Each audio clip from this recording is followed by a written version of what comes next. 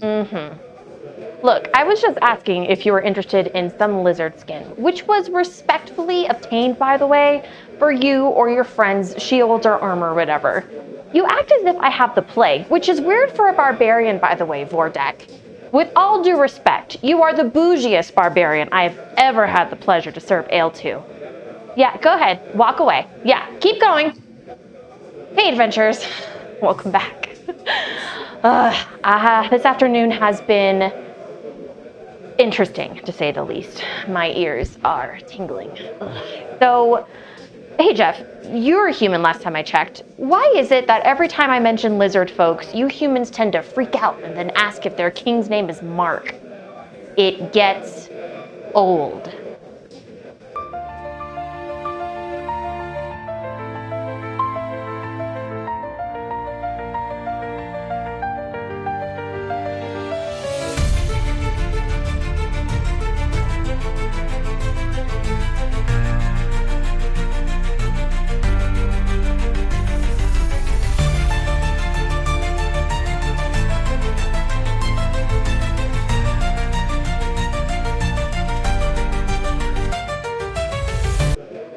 Hey Onus, do you want to take a look at the skins on the table over there?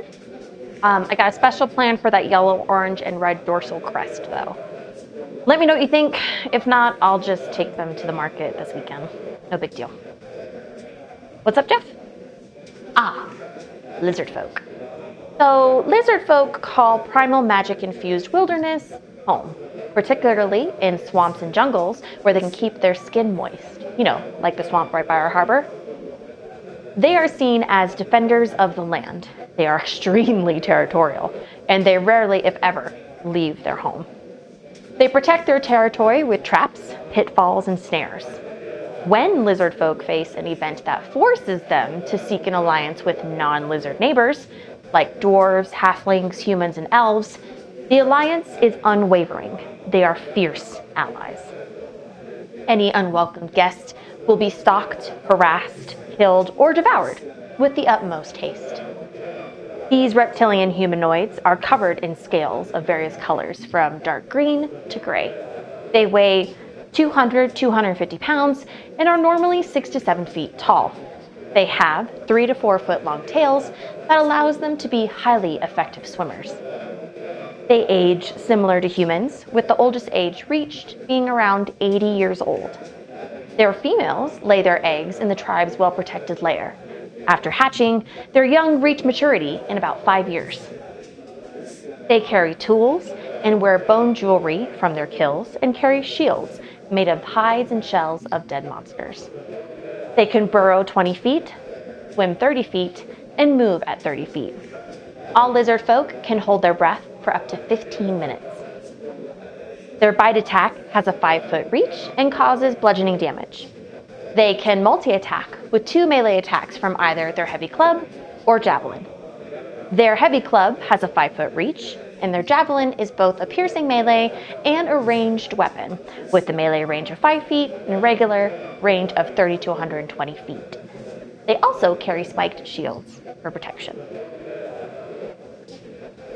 They mainly speak Primordial, also known as Terran, Abyssal, and Draconic.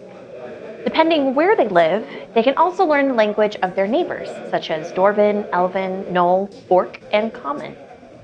They learned Draconic from dragons since ancient times. If a tribe wanders into a dragon's territory, they immediately offer it tribute. Their oral history contains multiple accounts of dragons manipulating lizard folk and using them as raiders and plunderers.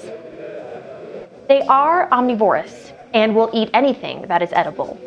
They eat prisoners in great feasts that involve storytelling, ritual combat, and dances. Adults normally feast first, leaving the younger members of the tribe to eat the leftovers and any local foraged plants. They also eat their dead in a ceremonial wake, so that they are forever a part of the tribe.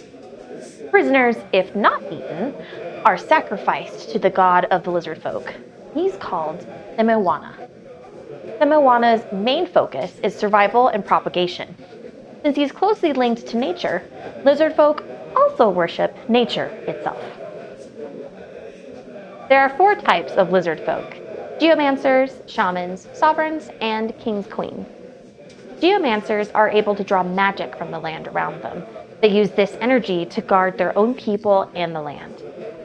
Their main attacks are Earth Burst and Hailstone. Earth Burst is both a 20-foot ranged and a 5-foot melee bludgeoning attack. They can only multi-attack with Earth Burst. Hailstone creates a 20-foot wide and a 40-foot high cylinder that causes the target to become prone from bludgeoning damage. They can also cast Elementalism at will, and each of the following spells once a day: Meld into Stone, Speak with Plants, and Spike Growth.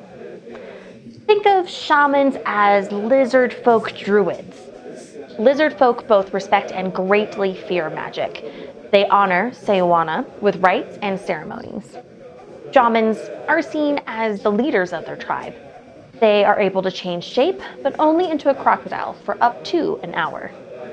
They can cast at will the following druid spells: Druid Craft, Produce Flame, and Thorn Whip. Depending on what spells they have prepared for the day, they can also cast Entangle, Fog Cloud, Heat Metal, Spike, Conjure Animals, and Plant Growth. They can attack with their bite, as a melee attack with a reach of 5 feet. If they are in their crocodile form, they can also grapple their victim, but can only continue to attack that one target while in crocodile form. Their claw attack is also a melee weapon with a 5-foot range that causes slashing damage.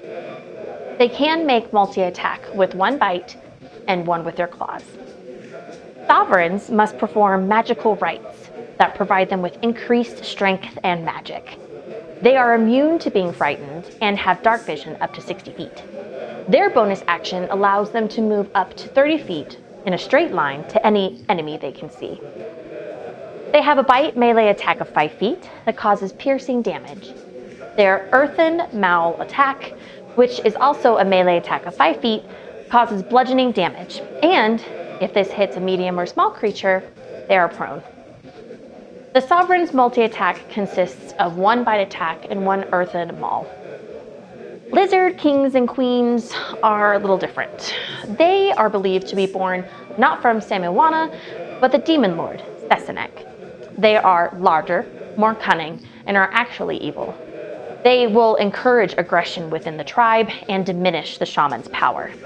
They are recognized by the trident they carry.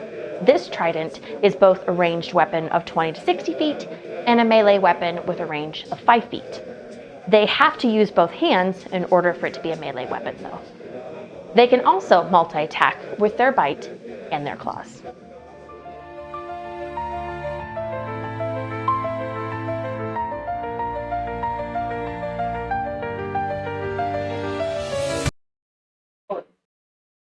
Hey guys!